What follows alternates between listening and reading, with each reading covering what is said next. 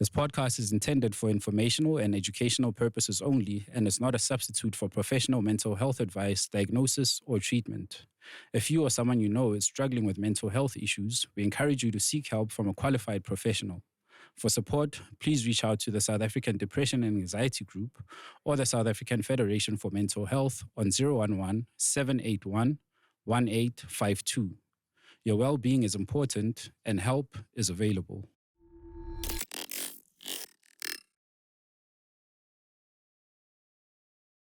Okay, now, well, wonderful. Do we call it a morning? Do we call it a wonderful day?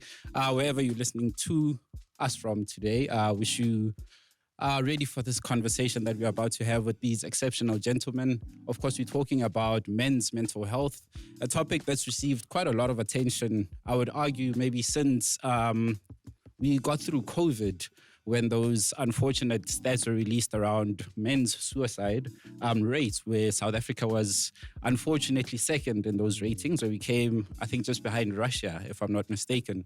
And I think it calls for a very important and necessary conversation around how men are doing in this country. But before I get into all of how that topic is going to unfold, I've got three exceptional gentlemen. Like I said, I am Kgaugelo Habyane from Man Up Conversations. I've got to my left here the legendary man who brought us the trophy from AFCON back in the day, Mr. Lucas Radebe. I think he's got a few children named after him over there in Leeds as well. They're not mine. Mr. Lucas, how are you doing this morning? No, I'm doing great. Thanks. How are you, KG? I'm wonderful, man. Cool. Are you ready for this conversation? Yeah, You're looking a bit nervous, man. You're looking a bit nervous. I am nervous. I think, once the camera rolls. Yeah. But of course, it's a deep one, but we have to do the right thing and honor the invitation. Of course, seeing men like yourself speaking about mental health and what you've been through kind of gives hope to the other people who are hiding, who kind of think people like Lucas have everything together. So I hope to hear a little bit around your story. Don't mind sharing it here if it happens to come up. We've got some tissues, we'll make it available for you. And I've got as well my good friend who I meet with, unfortunately, very heavy topics most times. But I've got here Leon De Beer from the South African Federation of Mental Health. Leon, how are you doing? Yeah, I'm fine. Honored to be here. Thank you very much. Yes, sir. And I know we've got some very heavy stuff that we've shared in a very previous episode that we did. And I hope to hear that story. I hope that you share it with our audience as well. Yeah, for sure. Yes, sir. Happy to do so. Tshegofatso Sephula. Yes, sir. My brother from Pretoria, man. Yes. I'm so blessed to see you, to see such a young gentleman as well, coming into the fold to do this work, to speak about your own experience and using your story to kind of get other people to start sharing as well. Yeah. But I want to start with you specifically because you shared a very hard story, man, in one of the previous things that I listened to. And you spoke about your diagnosis, which was, quite heavy to listen to. And I think before we explain what mental health is, I think just giving an idea of what someone else has been through would kind of give people an idea of what we're talking about. So could you share a little bit? Sure. So I was exhibiting symptoms basically throughout my entire life.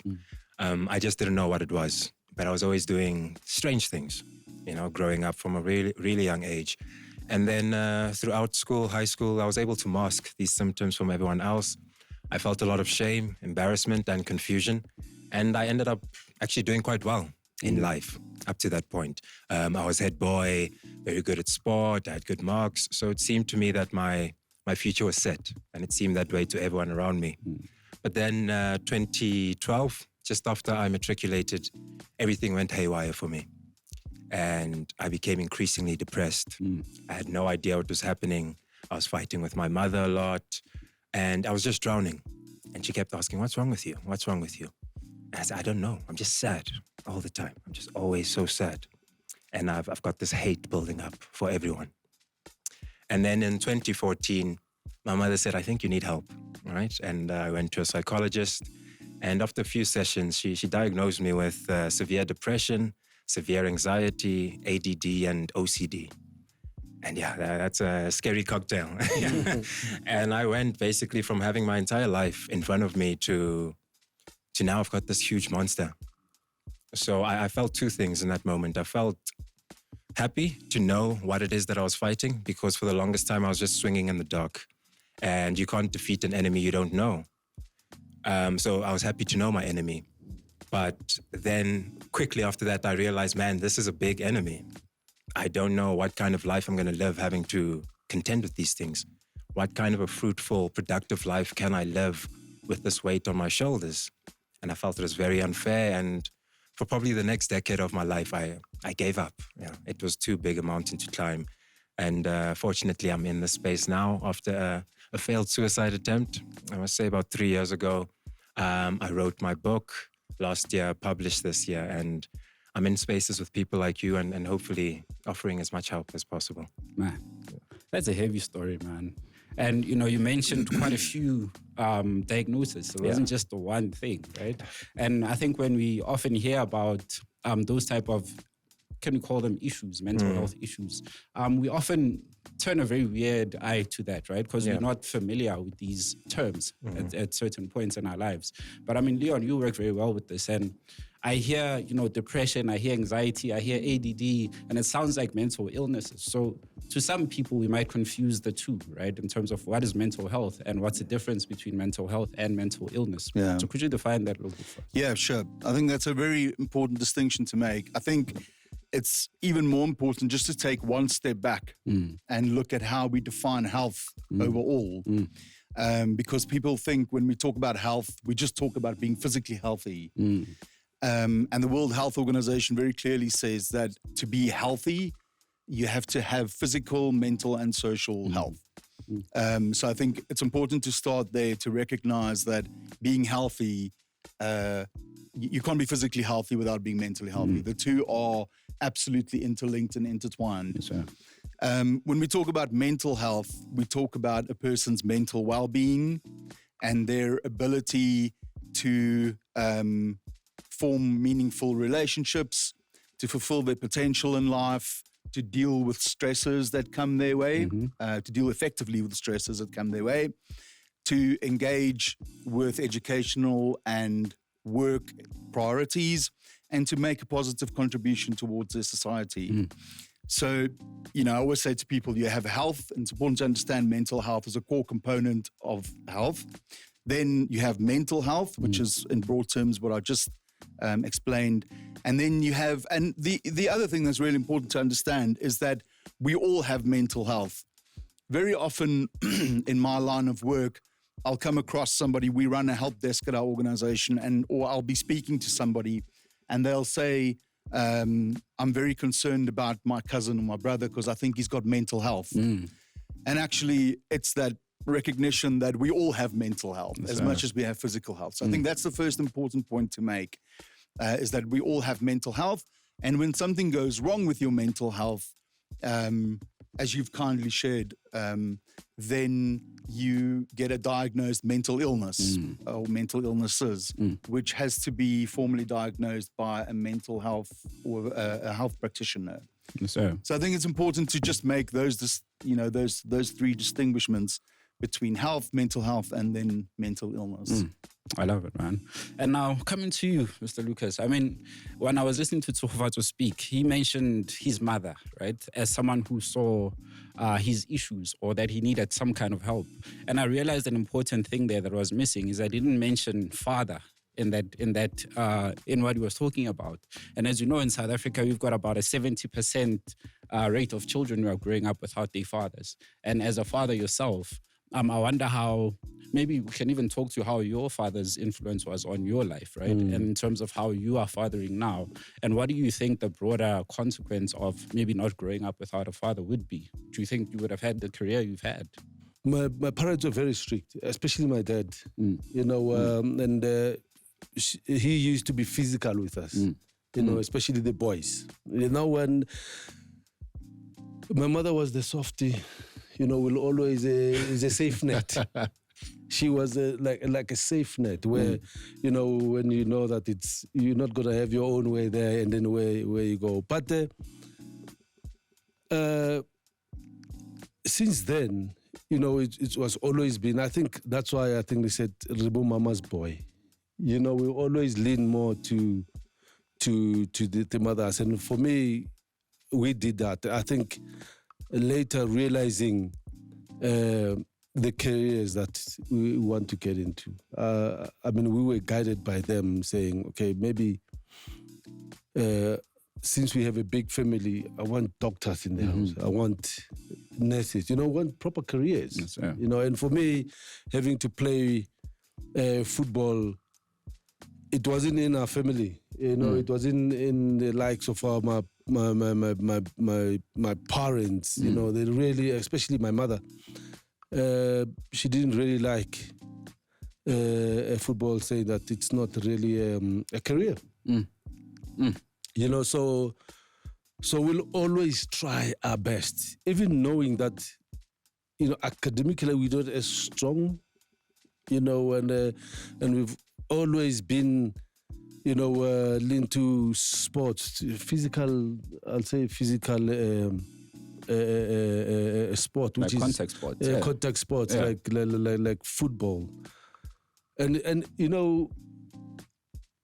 I've always wanted to play the game wherever I can, if I can get a chance, but then we'll get a bit of a punishment when you get home, because you've been doing, you've been playing the game and you come home, the shoes are torn, and the clothes are dirty. But I think that got to my head as I grew up, and I realized that, yes, okay, this is what I love most, but I'm being pushed to to something that I'm really not passionate about, which is school. I mean, I never liked school. Sure. Kokas, I felt like going to school is just holding us back, and we don't do what we like most. And I didn't like what was, I mean, the environment where we were. For me it was a bit depressing. And then you realize that you got to grow up, but you have to grow up even quicker. Because you got friends where they say, "Man, come, let's go. Okay, let's go. Maybe at lunchtime, let's go smoke a little bit." You get it. Now you're trying different things to evade. Or to ease. That anxiety. And it's but it did affect us as we grow up, as kids. But for the fact that we didn't know, we don't know what is it that is affecting, but we kept doing the wrong. We're thinking, and normally we become rebellious, and all the kids, you could see that everybody's different, and there's fights. Coming up in the family, you don't like so and so. The little ones are getting beaten every day, and once you do more wrong, my dad used to punish us when he comes back, and you become more stubborn. By when he leaves, and then you become more and more stubborn and more problematic in a society, where we come from, which was very difficult to understand where the future goes, or where the future is heading. I love those reflections. So there's a lot of honesty in there in terms of how, we often think of the father is there and everything will be perfect, right? As we speak to most issues in society, we say, well, it's because the father is not at home.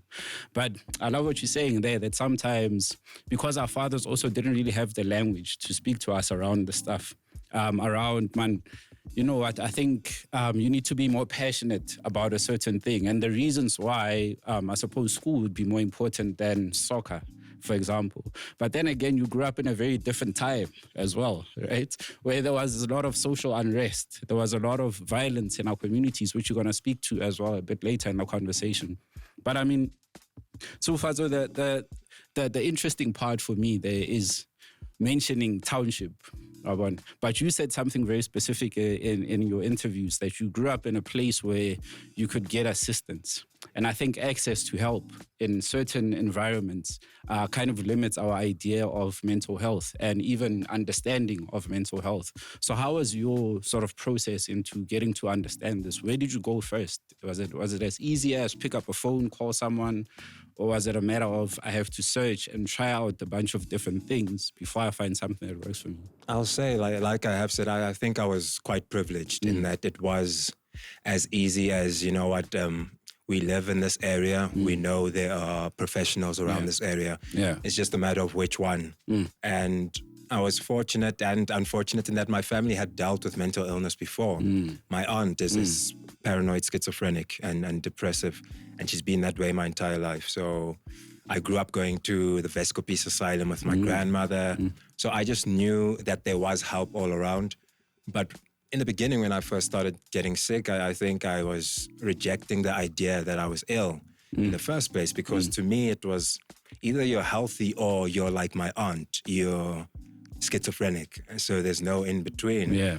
And I was very scared of that, you know, and as Black people, they'll say, you're bewitched, or this is generational curses. So I didn't want to be next in line. So for as long as I could, I tried to hold it in.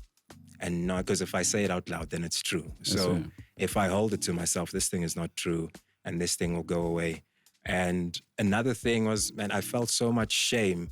We're speaking about Abuti Lucas growing up in the township and whatnot, but I grew up in Fairy Glen. You know, I'm 30 years old. I'm a born free. Yeah. I'm the new generation. Everything is okay now. Yes, sir. So I felt a lot of guilt because my grandmother, I grew up in my grandmother's house in Fairy Glen. She has lived through apartheid. She's lived through terrible things, right? And she still afforded her family this affluence and opportunity. Yeah. Who am I to come and say that I'm suffering, that I'm going through hectic things? Or what do I know, you know? My life is perfect. So that kept me quiet for a long time. And I think it's interesting that things like apartheid, they trickle down in funny ways. And that's how apartheid affected me. I was never there. I never felt the brunt of it. But just the thought of that in my head, it kept me silent for very long. And it built a lot of shame and resistance and kept me from embracing and acknowledging that I was ill. Man. It was that. I can't say I'm suffering. What do I know about suffering? Wow. But it was justified. Everyone is suffering is justified. Yeah. Oh, man.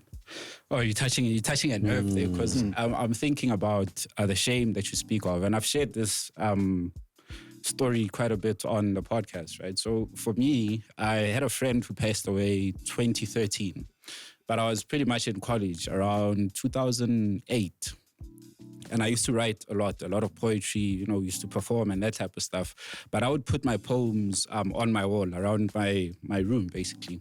And this guy came to my room once and he said, man, can you read one of these for me? You know? And I said, yeah, for sure. But I mean, you can read, bro. Why don't you just read it? I said, nah, I want you to read it. Right?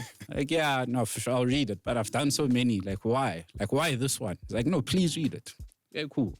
So I went and I started reading this thing. I got about halfway through it and I couldn't read anymore, right? And he said to me, what's wrong? Like, no, I can't. I just can't read it. I'm like, well, I'm sure you can finish it, right? But what I wrote there, and I just can't remember the words. I didn't think I even want to say it. But this was 2008, right? 2008, I lost my grandmother, who was very close with me. So I grew up with my mother and my grandmother at home. I met my dad when I was 21. Interesting. Wow. I knew my dad's whole family, but only met him much later for some weird reason. And in there was a lot of shame that I felt, you know, because I knew cousins, friends, and they all had like perfect families, according to my understanding. And I couldn't understand, why am I always going to this house where everyone embraces me so well, but like my father can't come and see me. He can't call me. I'm literally in Mamelodi. If you know Mamelodi, I'm in A5, he's in D4. We're literally like a street away from each other. But this guy can't, you know? So just the shame of it and growing up with sort of identity issues, right? And not really knowing who I am. How do I, what's my reference point? I know who I am, but I don't know whose I am, so to speak, right? 100%. So you need to have that connection with the father, which was the interesting part that I was asking. How did your father play a role in terms of how you understand mental health? So listening to that story about shame as well, but also not thinking about, wait a minute, this could be something that could be diagnosed. So someday around that same year, I was sitting at home with my mother in the kitchen, having just lunch on a Sunday, and I suddenly started crying uncontrollably. And I couldn't understand what's going on. And she asked me, are you okay? So, yeah, no, I think I just need to go back to my room, because I'd created a space for myself at rest, where I'm at peace. But I was smoking a lot of weed, I was drinking a lot. There was a whole lot going on there that was hidden from home. Because when I'd go home, I'm a totally different person to who I am at home, right? In my own space. So that's a bit of a... This is 100%. Like, I understand. Crisis, you know what I mean? So going back to the idea of being shamed and not having the language now. When you look at people in community who are going through these issues, we're thinking, that guy he's crazy. He's cuckoos, right? He's loonies, this guy. But we don't know that if you actually speak to Sehu, he actually needs more help than just us pointing a finger at him. So, I mean, Leon, you've navigated these spaces quite a lot in different environments, from very poor areas to maybe more affluent areas. And also being white, I mean, for lack of anyone who can't see that. there's a very distinct history that we have, and I think we spoke about it in terms of we did sides, definitely. right? Yeah. How do you navigate that space? I mean, I think for me, it's very powerful listening to you guys speak, because I grew up in the apartheid era, but on the other side, fortunately, I was blessed with an intellect and I've shared this with you, KG, when I was, in high school. Well, actually, before that, I grew up always knowing that the world around me was wrong and there was something broken, and society was broken. But growing up in the Afrikaans culture, which was a very conservative and strict culture, there was no room for questioning. It was very authoritative. Like, you didn't question your father, you didn't question your teachers, and you just kind of had to toe the line. And but in high school, it really started affecting me. And I was from a young age very aware that things weren't okay, and I started asking a lot of questions, which people didn't like. My peers and my teachers and family, they didn't like the fact that I was asking. But why is this the way it is? Yes, it is the society I'm growing up in, but it's not okay. I'm not okay with this. And I have a very distinct memory of I was in high school. All white kids, and I remember I'll never forget this. I remember the first day when 2 children of color came into our school, and I remember we had a big, like a rectangle, massive area where everybody used to sit during break, and I remember these 2 kids walking in there, and the entire school just stopping. Wow. And like looking at these kids, and I remember just feeling so embarrassed for who are, my peer, and actually going, why are you putting these kids under a microscope? There's no, and so I grew up in that environment, and relating that to mental health, it had a profound effect on my mental health because I was different to my peers. I asked those difficult questions, and like I said, grew up in a very, very conservative environment where there was no room for talking about mental health or talking about feeling stuff. Yes. It was like, you talk about your feelings, you're a sissy. It's in those days we still had compulsory military service and all those things, which I fortunately missed with 1 year. You have to be a tough guy for that, right? Yeah. So there was no room for feelings and soft stuff. So, and I think as I moved, I had a back injury. I was very much into sports. I played rugby, athletics, cricket, everything. And I had a back injury, and my life flipped. I started playing drums, and I became more involved with like an art, a crowd of people that were more artistic and less of a kind of a macho. And I started to find peers who thought like me and who saw the world like me. Yes. And when it came time to go to university or to decide what I wanted to do with my life, we did aptitude tests, and it said that I should go be an accountant or work in tourism. And I said to my family, I'm very sorry. I've got no interest in doing that with my life. I want to do something where I can pay back and give back, what I can see was taken from others. And that's why I went and studied sociology, psychology, philosophy, and I dedicated my life to community development, which is what I've always done since the day I walked out of university. It's what I've done. And so, yeah, I grew up on the other side of it, but it was also difficult. It's for those of us that asked the questions and that could see the problems in society, it had a big impact on me mentally as well.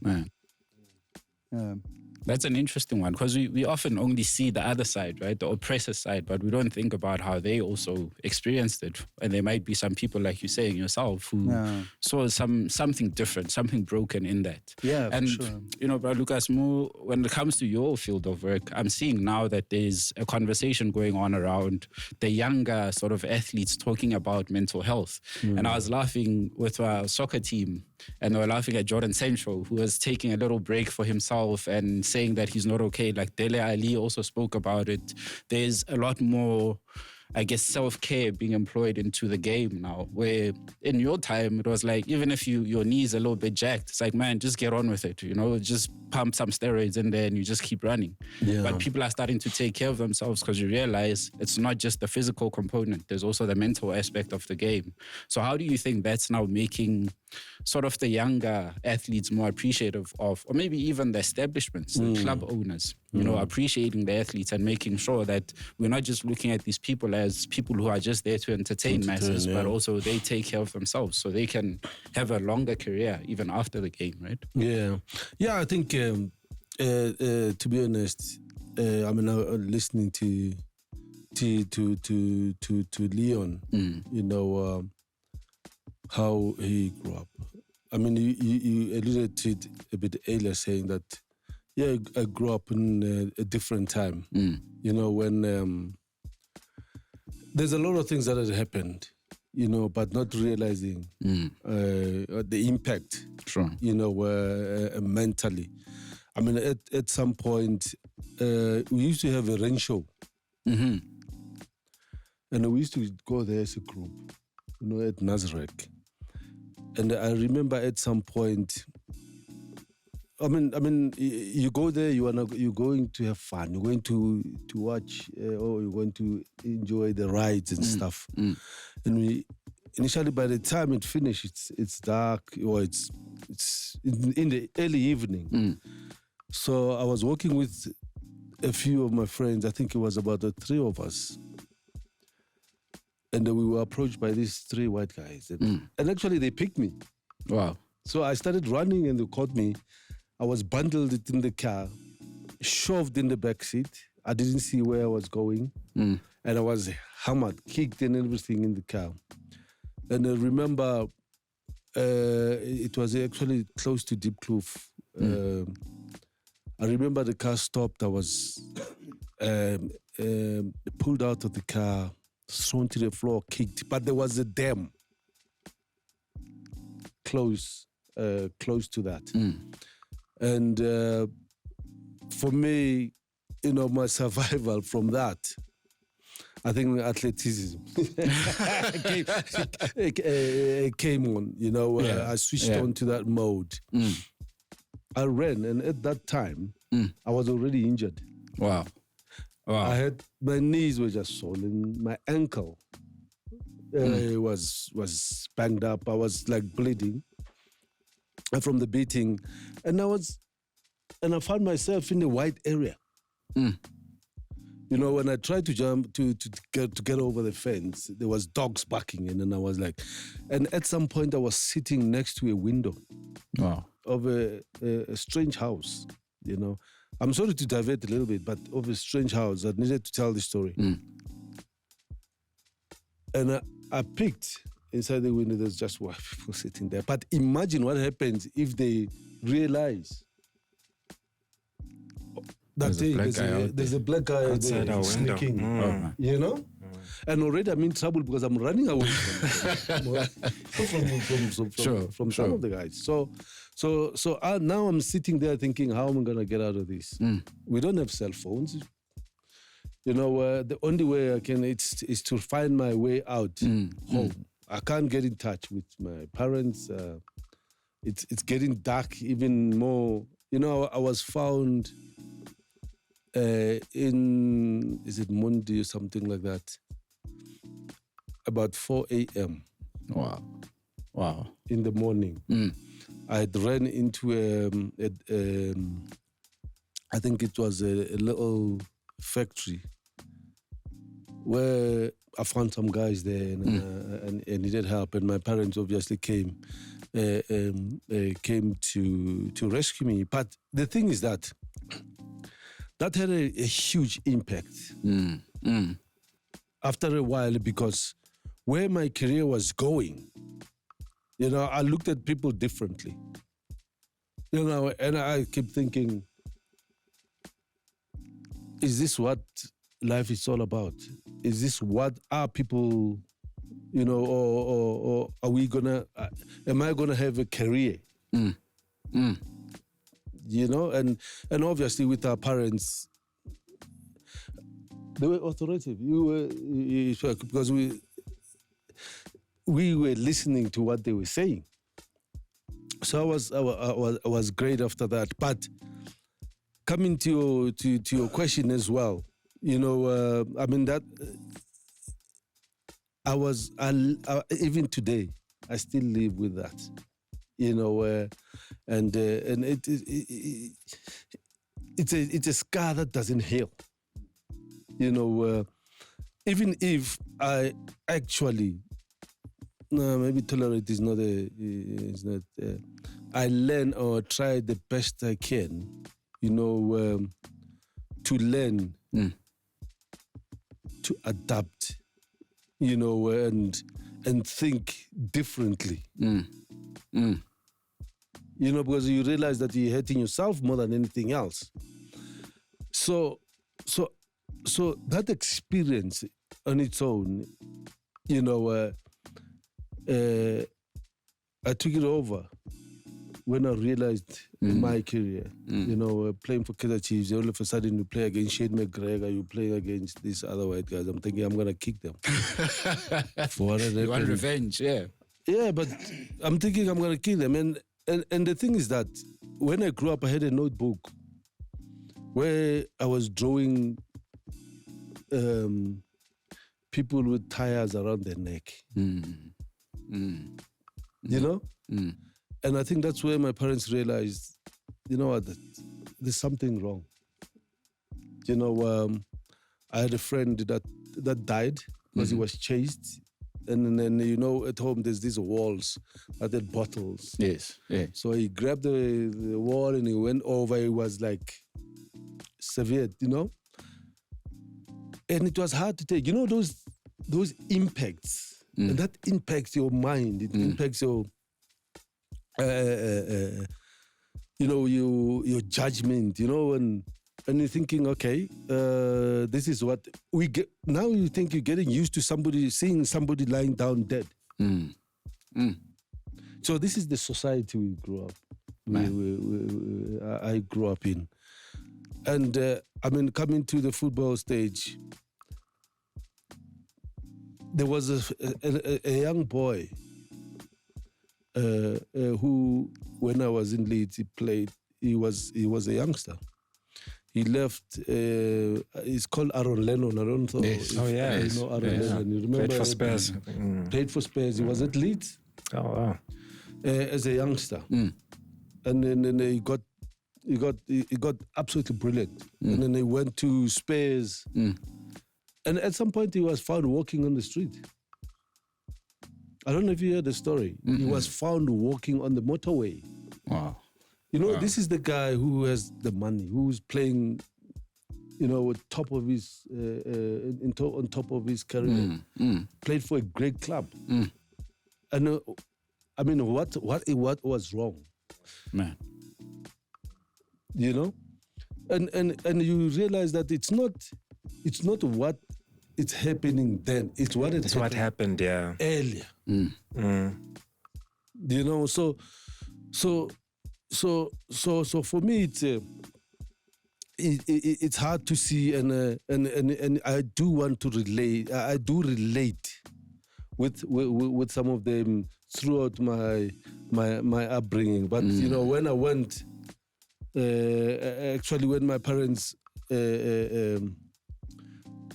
realized what I was doing, I was sent away to. Actually, I was shipped away to Buputatswana, the old Buputatswana. That's where I grew up and started, you know, playing football properly, because now I'm away from... It's a bit peaceful there as well, from my right? parents. Yeah, it's a bit peaceful, but still, it's an independent state. You still have to have a passport to go in, and, you know, but I think it got better where it gives me that peace to say, okay, fine, let me make my own decisions. I'm away, I'm independent, you know, and that's where it came to a point where I had to introspect and reflect to where I come from and where I am, you know, and obviously start playing what I love most, which I think it impacted me positively in a way that I was gaining confidence, you know, my self-esteem, that at least there's something that I'm good at, that I'm doing, you know, which for me, you know, it was absolutely, even thinking about it, you know, because I hid it from my parents that I've started playing the game, you know, because I knew, what will happen. But that's how it started. But at the now you look at the players. There's so much challenges now. You know, there's a huge amount of money for these young boys. You know, you take a young boy from KwaZulu Natal, you know, in the rural area, come and put him into Joburg, play for Kaizer Chiefs, where he earned fuck all, nothing, and then he come and earn about 10,000. 11,000 is a lot of money to him. How does he manage that? You know, he's got this. Now he finds his own place. He starts buying cars, start going to parties. You know, and I think for us it's a structure. You know that I think in this sport that needed, you know, to address, you know, those kind of issues, and you see even now in football, you know, it started at an early age, but you've got an agent, but what do they serve, you know, to this individual? You know, that's why we see, I just don't want to mention names, but that's why you see very, very good players, but they're the ones who don't even progress.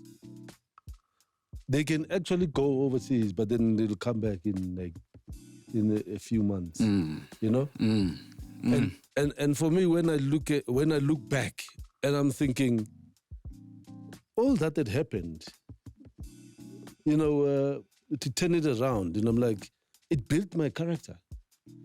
It was for me, it was just like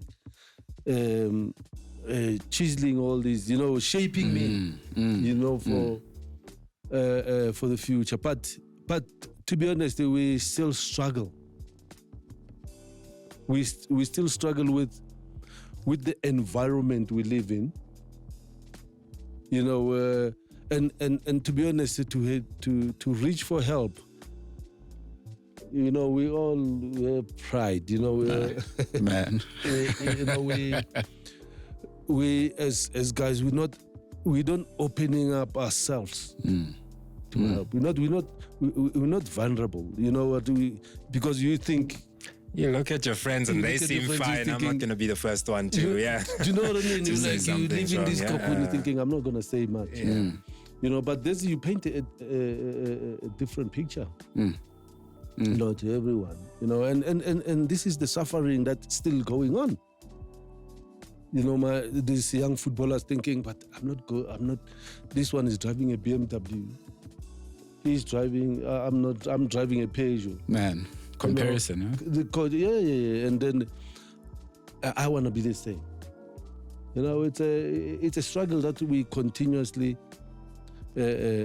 fighting all the time, which is very difficult.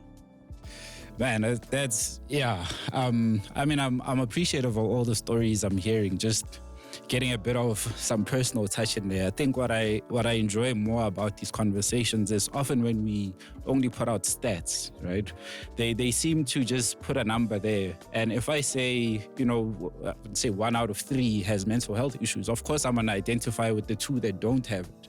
But then if you share the story behind, you know, what it is that I experience, then I think it lands a little bit easier for people. It might be heavy to hear the story, but it makes more sense and you make connections. I love the stories that you bring up around, you know, having been chased down. I mean, who can imagine that? You know, we don't tell those stories enough.